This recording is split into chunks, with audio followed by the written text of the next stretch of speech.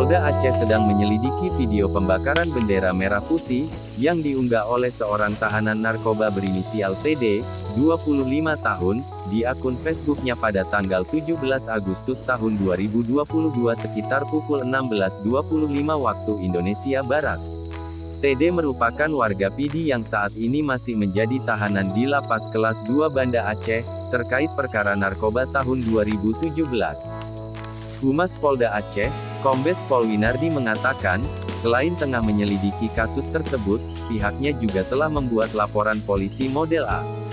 Winardi juga mengatakan, jika video tersebut melanggar Undang-Undang Informasi dan Transaksi Elektronik UU ITE, Pasal 28 Ayat 2, yang dapat memunculkan permusuhan antar masyarakat. Pihak kepolisian sedang menyelidiki di mana lokasi pembakaran bendera Indonesia tersebut, apakah pembakaran di Aceh atau bukan, dan pihak kepolisian saat ini fokus pada TD dari mana dia mendapatkan video tersebut. Sebelumnya, bertepatan di hari peringatan kemerdekaan Indonesia ke-77, sekitar pukul 13.57 waktu Indonesia Barat, beredar sebuah unggahan video dari NU, warga Aceh yang saat ini berdomisili di negara Denmark, dengan nama akun Facebook Nasir Usman.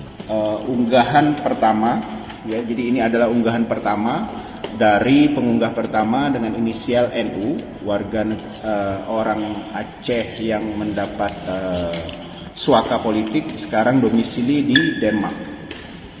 Ini pengunggah pertama. Kemudian yang ini adalah pengunggah yang kedua, inisial TD. Ini warga PD yang merupakan merupakan warga binaan dari Lapas Kelas 2 Banda Aceh. Ini sudah kita lakukan penyelidikan dan akan kita proses sesuai ketentuan yang berlaku. Ya, ini juga unggahan yang kedua. Ini unggahan kedua yang dilakukan oleh TD. Jadi unggahan kedua yang dilakukan dengan nama TD dengan penambahan ada kata Aceh Sampuan Mate. Ini unggahan yang dilakukan oleh TD.